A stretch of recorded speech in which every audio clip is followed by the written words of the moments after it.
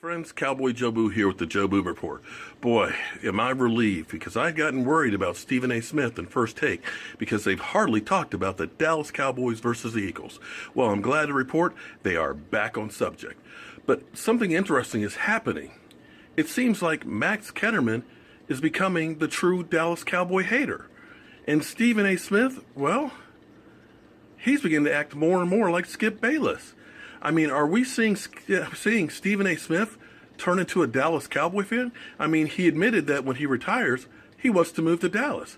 He talked about Randy White and Roger Staubach and all these great Dallas Cowboy players that he loves. Well, as always, I want to thank you guys for subscribing to the Joe Boo Report. And if you haven't, click over here on the picture of me and Sean Lee. But let's go to the tape. The rookies. Sunday in prime time, it's an NFC East battle when Carson Wentz and the Eagles face Dak Prescott and the Cowboys. Wentz has led his team to a 4-2 record. Dak Prescott has the best total QBR at 84 while leading Dallas to a 5-1 record. Eagles receiver Jordan Matthews thinks the Wentz-Prescott matchup in the NFC East has a chance to develop into a quarterback rivalry of the ages like Peyton Manning and Tom Brady. Max, Wentz or Prescott, who would you take as your franchise quarterback? The answer is Carson Wentz. And by the way, you don't have to take my word for it. Take every single talent evaluator in the NFL's word for it, because all of them had Wentz ahead of Prescott. And a lot of them liked Prescott a lot. You hear them talking about it, including the Philadelphia Eagles. But they all preferred Wentz. They all did. And Wentz has done nothing to undermine their confidence in him, their faith that he would be an excellent quarterback. Wentz was like a Ben Roethlisberger, who in that draft with Eli and Phillip Rivers was from a smaller program, hadn't been seen as much. But all the evaluators said, whatever the stats say, we can look at this guy, Roethlisberger, and tell you he's going to be a good NFL quarterback. And some of the numbers on Wentz in college, how he did under pressure, doing fine in the NFL now, didn't always say the best thing, but all the evaluators said the same thing. See, that guy, we know an NFL quarterback when we see one, and that guy is an NFL quarterback. And what has he done? He hasn't been like Dak Prescott, dropped into a situation behind clearly, and I would say by far, the best offensive line in football, in a situation where they used a top pick on a running back to exploit that line, in a situation where all he has to do, and he's played very well, Dak Prescott, but don't turn the ball over. You know, protect the football, and he's done a very good job, and we're going to have a very simple offense, not make you do too much, and you got to stick to that game plan, and that's a winning formula. And it's worked. Take nothing away from him. But that's not Carson Wentz. The Philadelphia Eagles said, we're going to get rid of our quarterback. We are going to take you and we're going to build this franchise around you. And then even though the Eagles O-line isn't what the Cowboys is, he was so good that they were able to start him right away. And what has he done other than put himself in the running, along with Dak, as a Rookie of the Year? And in fact, be the guy. He's not just compared to Prescott, compared to Goff, where everyone's saying Goff still hasn't gotten on the field. Why wasn't Wentz the number one overall pick? The answer is Carson Wentz. I want to say this. I want America to know that this is not my idea. I didn't want to broach this subject because I don't want to say anything complimentary about the Dallas Cowboys. I'm damn near allergic to saying anything about the Dallas Cowboys because I can't stand their fans. We know that. The only thing I like about the Dallas Cowboys is their cheerleaders. I'm not afraid to admit that part. Everything else, I'm not moved. But I will sit there and confess this to you. I will go with Dak Prescott. And the reason why I would go with Dak Prescott is because of the poise in that bubble that is the Dallas Cowboys, that circus kind of atmosphere that we have seen from the Dallas Cowboys throughout recent modern day history is another piece of distraction that that Dak Prescott has to walk into, but yet somehow, some way still, he manages to handle his business. I just look at Dak Prescott a little bit differently. I know the offensive line is formidable. I know having Ezekiel Elliott playing like an all-pro is a very, very big thing. I know that alleviates some of the pressure that Dak Prescott has to deal with in comparison to Carson Wentz. But I also think that all of that is offset by the circus-like atmosphere that comes associated with being a member of the Dallas Cowboys. Yet to be in that situation where he's under such pressure, he's under such a spotlight, where everything is going to be nitpicked, especially with Tony Romo out supposedly coming back when everybody and their grandmama knows that's who Jerry Jones wants to be his quarterback. He wants Tony Romo to come back. Matter of fact, it wouldn't surprise me at all. I'm not saying that Jerry Jones wishes anything malicious upon Dak Prescott, but if Dak Prescott was to tweak himself in some way and he was unable to come back to play a particular week while Tony Romo was available, nobody would be happier than Jerry Jones. There would be glee written all over him because that's who he is. That's his prodigal son, his adopted son. As far as I'm concerned, we should be checking with adoption agencies trying to find out when Jerry Jones actually adopted Tony Romo, because that's how he is when it comes to Tony Romo, with his pathetic self when it comes to Tony Romo. This is who he is. So Dak Prescott playing in the midst of that bubble, under such duress, having to deal with all of that stuff, and still having just one game, which was the first game, where he completed less than 65% of his passes with the Dallas Cowboys on a 5-game winning streak, with him scrambling out of the pocket, making throws under pressure, standing in the pocket, making throws under pressure, 15, 17 yards, 11 yards in third down situations against the Redskins, what he's done against various other teams. I am simply saying that when you look at Dak Prescott, we can't definitively say anything about the number 2 overall pick against this 4th-round rookie. Because this 4th-round rookie looks like he's going to make liars and fools out of a whole bunch of people. It's way too early to say definitively, period. Sure, fair enough. But if you're asking me what my gut is, first of all, I like Carson Wentz's big play ability actually more than I like Dak's based on what I've seen so far. Okay. And you talk about the pressure of playing for the Dallas Cowboys, but in fact, I think it's very different. You worked in Philadelphia for many, many years. Yes, 17 years. Most well-known sports writer in Philadelphia after a while, I would say so. Okay. Now, would you say that the Philadelphia Eagles fans are a hate-based life form? Because I would. Eagles fans... Hold on. I want to make sure you're careful. You're not saying that in a negative connotation, are you? One of the greatest cities, one of the greatest sports towns in American history, the city of Philadelphia. Sure. Are you being disrespectful to Philadelphia? I think they take it as a compliment, to tell you the truth, the Eagles fans.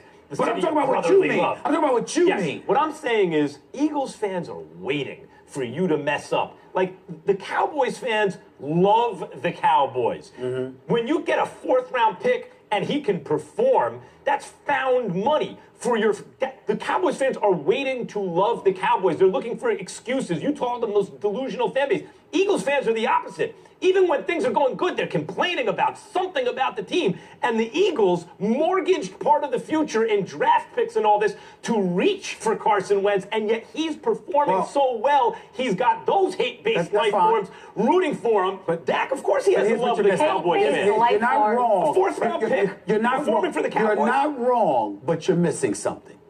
The Philadelphia Eagles in the Carson Wentz era immediately succeeds the Chip Kelly era. And because of that, anything is a welcomed relief after that. I mean, when you saw what Chip Kelly did to this franchise, I'm sorry, you are relieved. And the fact that Sam Bradford, of course you wanted Carson Wentz because you were thinking coming into this season, there's but so much we were going to be able to do because the residue from the Chip Kelly era had so stained and sullied the franchise that anything that you did from, that any kind of market improvement whatsoever was going to be some welcomed relief. So the expectations weren't really on Carson Wentz per se. It was on everything around him because of what Chip Kelly did. But how did they make him the starter? What happened? Was it they actually moved out a veteran quarterback who nobody believed in because he was there under Chip Kelly, and nobody liked him last year. Now that veteran quarterback is having success for an excellent team. You think there's not pressure on Carson? The pressure, my whole point is, as much as it seems like the pressure be on the Dallas Cowboys quarterback, in fact, in this case, the pressure is on the Eagles quarterback.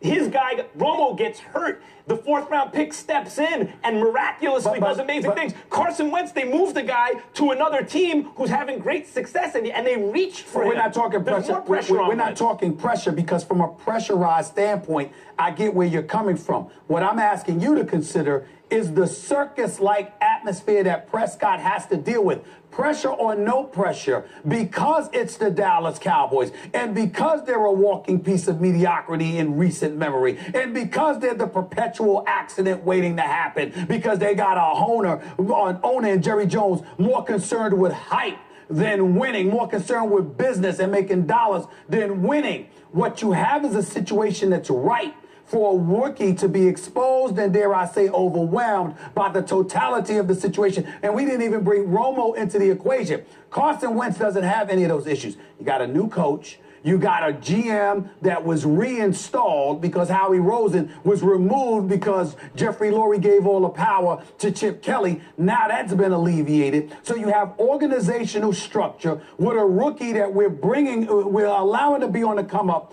We didn't know he was going to be this good, and we're happy about that. But the difference is he is in a very much more structured environment than Prescott is, which is why the room for error is there for Prescott. I don't think that outweighs the pressure that Wentz is facing based on my argument. And who would you rather be? What position would you rather be in? The quarterback with the best offensive line in the game and a great young running back who's so good, in fact, people are talking about him behind that offensive line being maybe the MVP, if not certainly Rookie of the Year. Would you rather be that guy? There's always more pressure on the Cowboys. It's the Cowboys versus the Eagles. There's always more pressure just from the simple fact. Go ahead, it's the Dallas Cowboys. Max. It's America's team. Right. And someone's coming for his job again. The difference is, in Dallas, they love you. If anything, you have to fight against the sense of entitlement because you're worshipped in Dallas. They want to love the Cowboys. That's why Stephen A. calls the fan base delusional. Any little bit of good news, they trumpet it. The Eagles are in the opposite position. But you're speaking from a macro perspective.